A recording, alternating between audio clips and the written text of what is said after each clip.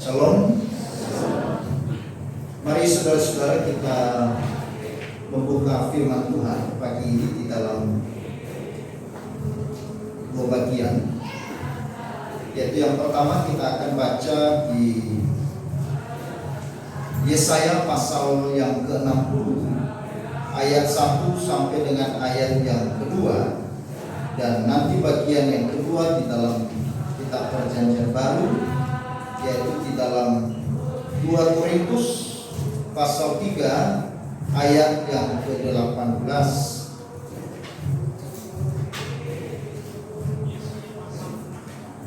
Yesaya pasal 60 ayat 1 dan ayat yang kedua. Dan setelah itu nanti kita akan baca di dalam 2 Korintus pasal 3 ayat yang ke-18. Saya ajak kita untuk baca bersama-sama bagian firman Tuhan ini. 1, 2, 3. Bangkitlah, menjadi teranglah, sebab terangmu datang, dan kemuliaan Tuhan terbit atasmu.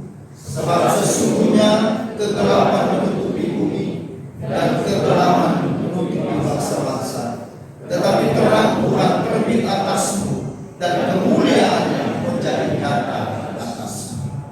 Lalu bagian yang kedua di dalam 2 Korintus pasal yang ketiga ayat yang ke-18.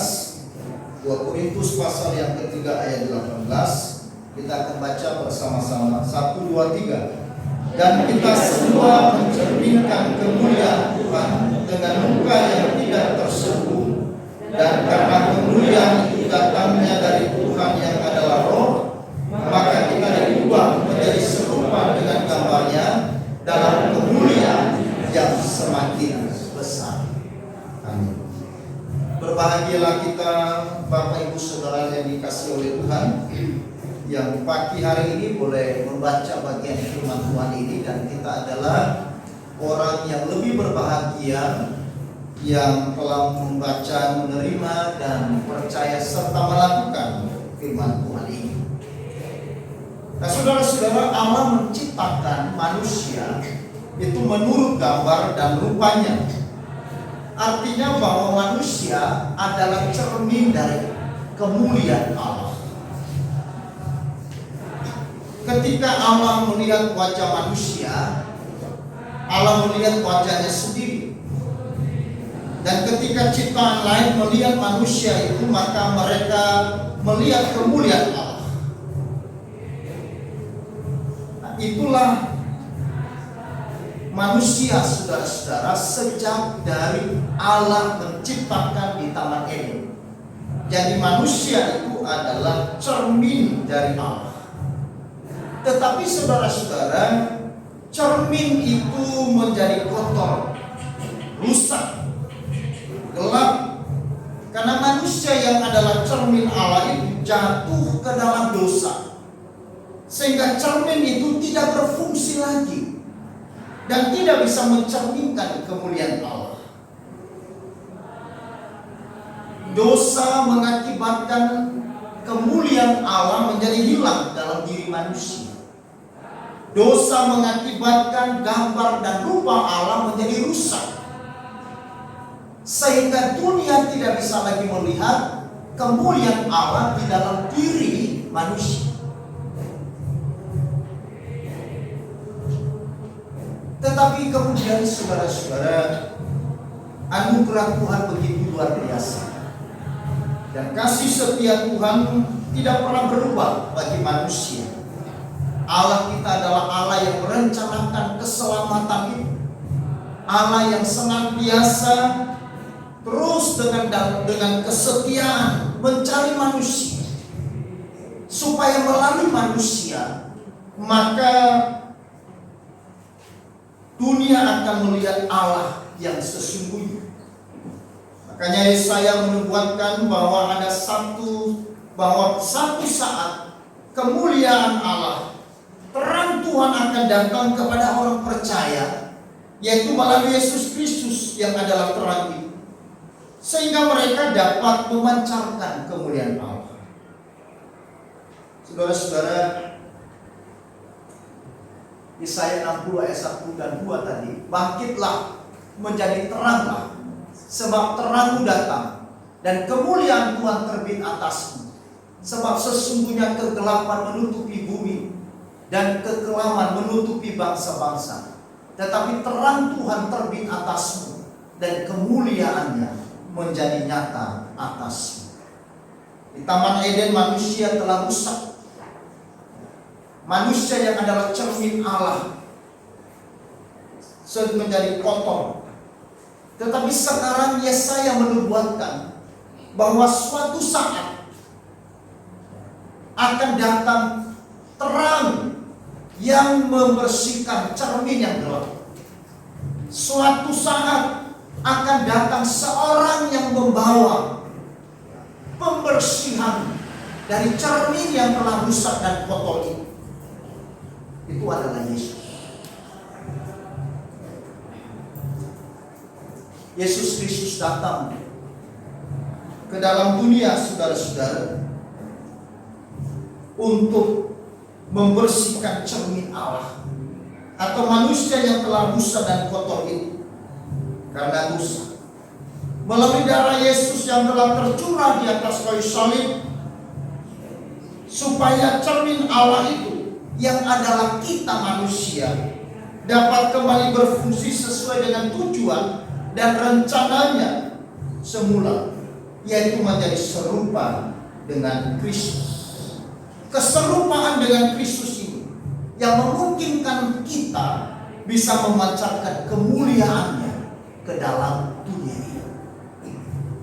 Saudara-saudara, itulah sebabnya Paulus berkata kepada kita di dalam 2 Korintus pasal 3 ayat 18 tadi, dan kita semua mencerminkan kemuliaan Tuhan dengan muka yang tidak terselubung, dan karena kemuliaan itu datangnya dari Tuhan yang adalah Roh, maka kita diubah menjadi serupa dengan gambarnya dalam kemuliaan yang semakin besar.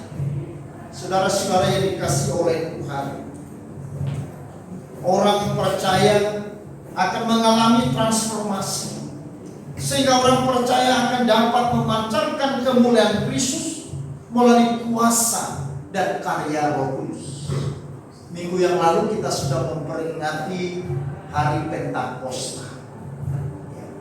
Hari Pentakosta dicurahkan kepada gerejanya, kepada orang-orang percaya, supaya melalui Roh Kudus maka manusia yang percaya kepada Yesus sekarang mengalami transformasi. Mereka menjadi ciptaan yang baru.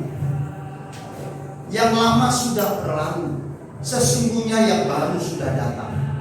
Mereka menjadi ciptaan yang sekarang mencerminkan bukan lagi diri mereka sendiri, tetapi mencerminkan kemuliaan Allah, sehingga dunia di sekitarnya melihat wajah Kristus di dalam diri orang yang percaya. Dunia akan melihat kasih Yesus. Dunia akan melihat terang Kristus.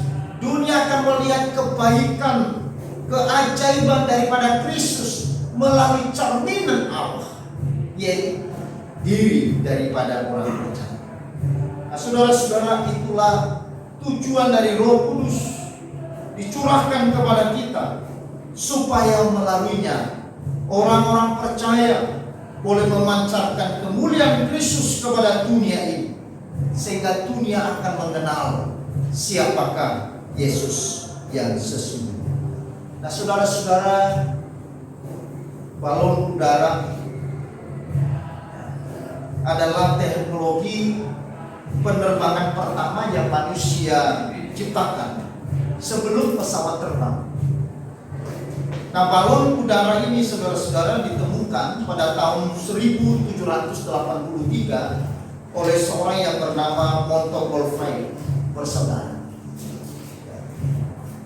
Prinsip balon udara yaitu ketika udara yang terperangkap di dalam balon yang menjadi lebih panas dari udara di luar balon, maka parasut balon udara akan mengembang dan bergerak naik ke atas.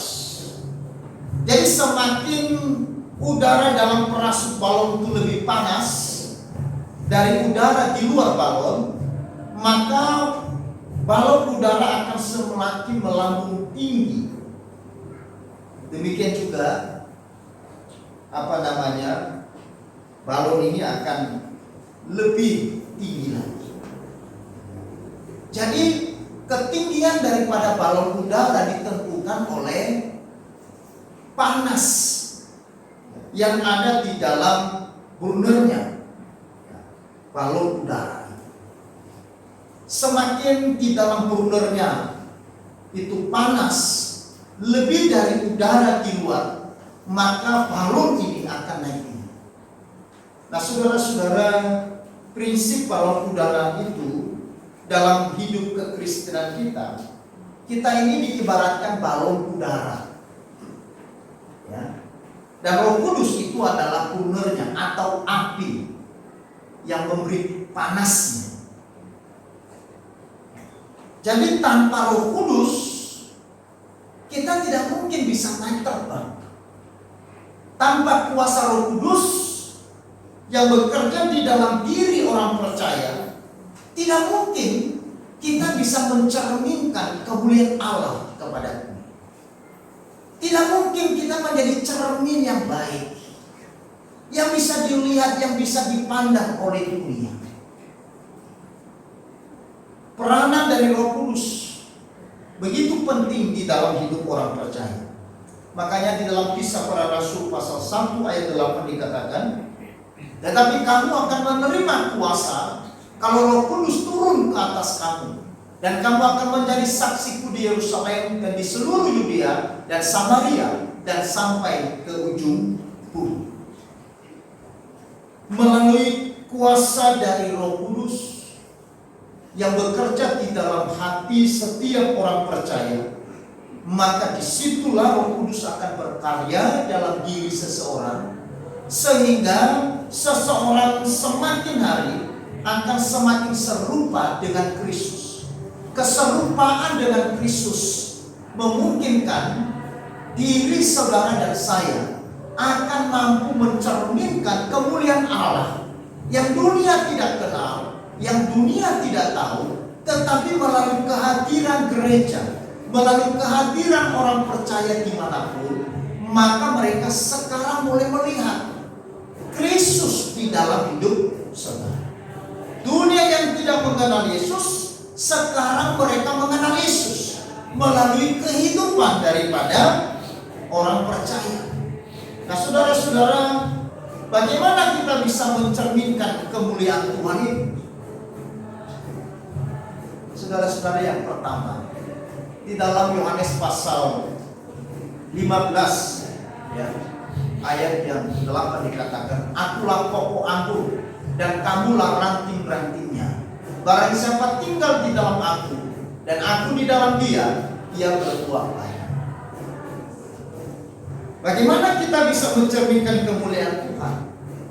Yaitu jikalau kita hidup tinggal di dalam Yesus yang adalah pokok anggur, supaya kita dapat berbuah buah Roh Kudus. Buah-buah Roh Kudus inilah yang kemudian dilihat oleh orang yang lain. Ada buah kasih, ada buah kesabaran, ada buah kesetiaan, ada buah kebaikan, ada buah kemurahan, ada buah sukacita, ada buah kekuasaan diri.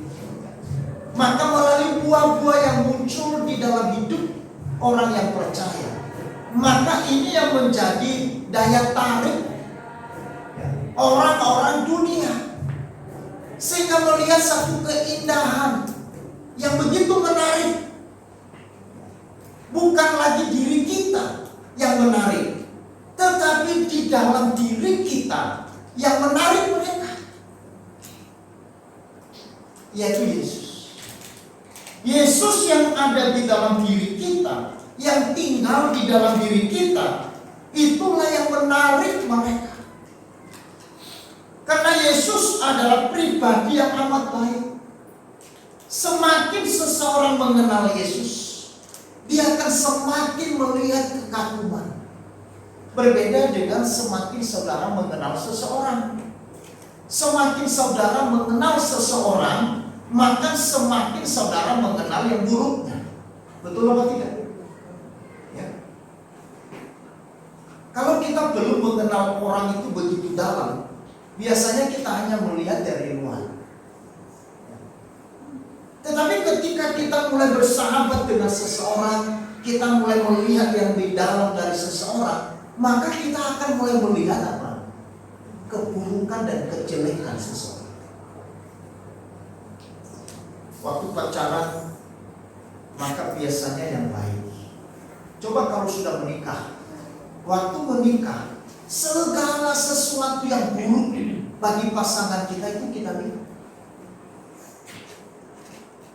Bahkan dulu waktu pacaran kita tidak kenal, bahkan kita tidak menduga yang menjadi pribadi yang begitu tidak baik.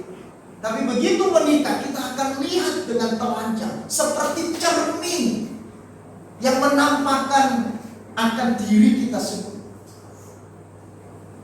Tetapi waktu kita mengenal Yesus, dan semakin kita mencari Yesus, semakin kita mengenal Dia, kita semakin mencintai Dia. Amin.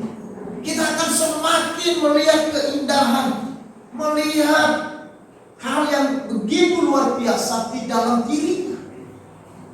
Karena Dia adalah pribadi yang baik. Dia adalah Tuhan, Dia adalah kebenaran. Di dalam Dia ada damai, ada kebenaran, ada sukacita. Makanya memiliki Yesus, memiliki segalanya. Menemukan Yesus, menemukan segalanya. Kenapa saya mengatakan bahwa memiliki Yesus, menemukan Yesus adalah memiliki segalanya? Karena di dalam Yesus, saudara-saudara, kita menemukan sesuatu yang tidak ditemukan oleh manusia. Alkitab berkata, dunia tidak bisa memberikan damai. Dunia tidak bisa memberikan sukacita. Dunia tidak bisa memberikan ketenangan. Hanya di dalam Yesus kita boleh menemukan damai sejati. Hanya di dalam Yesus kita menemukan sukacita. Itulah sebabnya saudara-saudara, kenapa orang percaya ketika mereka sedang berhadapan dengan masalah, berhadapan dengan pergumulan, berhadapan dengan situasi kondisi yang tidak baik, mereka tetap tegar, mereka tetap kuat, mereka tetap bisa menjadi saksi dan menjadi berkat di dalam segala macam masalah yang dihadapi. Karena mereka dipenuhi dengan damai dan sukacita. Itu yang dunia tidak bisa berikan kepada saudara. Kekayaan, kesehatan, kenikmatan, dan kebahagiaan yang lain, dunia bisa memberikan itu pada saudara. Tetapi dunia tidak bisa memberikan damai. Dunia tidak bisa memberikan ketenangan. Dunia tidak bisa memberikan sukacita. Saudara-saudara, perhatikan di sini. Uang tidak bisa memberikan engkau damai. Kekayaan tidak bisa memberikan saudara sukacita. Tidak bisa. Maka memiliki Yesus, memiliki segala. Makanya seorang bijak berkata, siapakah orang yang paling berbahagia dalam hidup? Orang yang berbahagia adalah bukan orang yang memiliki segalanya, tetapi orang yang berbahagia adalah orang yang memiliki siapa di dalam hidup. Siapa di dalam hidupnya, ini penting. Saya tidak bisa menjawab. Kita jawab masing-masing. Kita tanya pada diri kita masing-masing. Siapa yang ada dalam diri? Siapa sesungguhnya yang aku miliki? Yang memberikan aku kepastian, yang memberikan aku kedamaian dan sukacita, sehingga melalui hidupmu bisa berbuat. melalui buah yang dihasilkan oleh orang-orang percaya. Maka ini menjadi sebuah hal yang indah, sehingga dunia melihat wajah Yesus di dalam. Ada satu pujian, lagunya begini: Ku kasih kau dengan kasih Tuhan, ku kasih kau dengan kasih Tuhan, ku lihat di wajahmu kemuliaan Tuhan, ku kasih kau, ku kasih kau dengan kasih Tuhan, ku lihat di wajahmu kemuliaan Tuhan.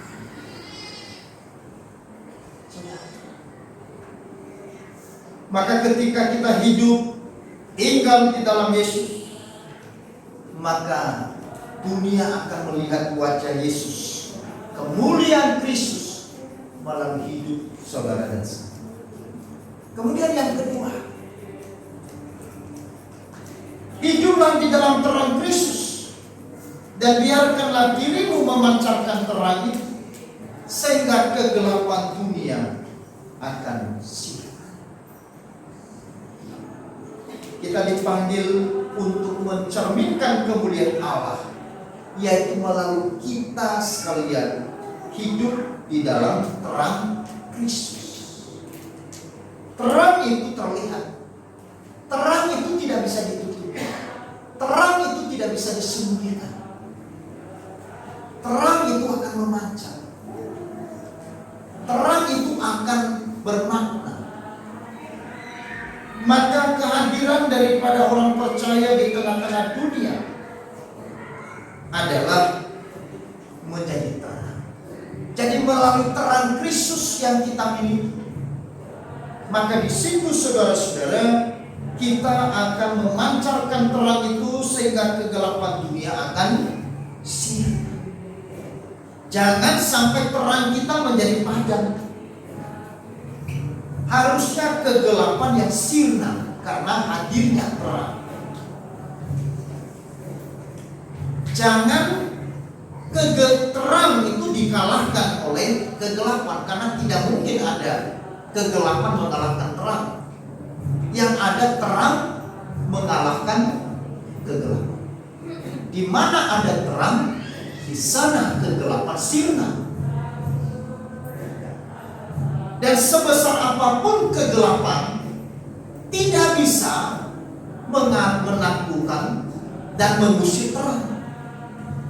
Waktu saudara berjalan di hutan yang gelap, saudara punya lilin yang kecil, maka lilin yang kecil itu akan begitu bermanfaat di tengah-tengah kegelapan yang besar.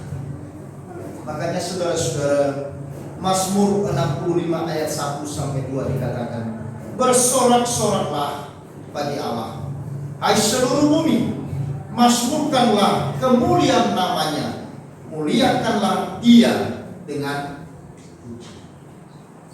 Memuji dan memuliakan nama Tuhan bukan hanya melalui doa dan ibadah saja, bahkan tindakan kita dengan melakukan hal-hal yang baik, yang penuh dengan kasih, menjadi sarana yang tidak kalah penting. Mari saudara-saudara, kita senantiasa mengupayakan agar seluruh hidup kita menjadi pujian dan menjadi cerminan kemuliaan Tuhan yang penuh kasih.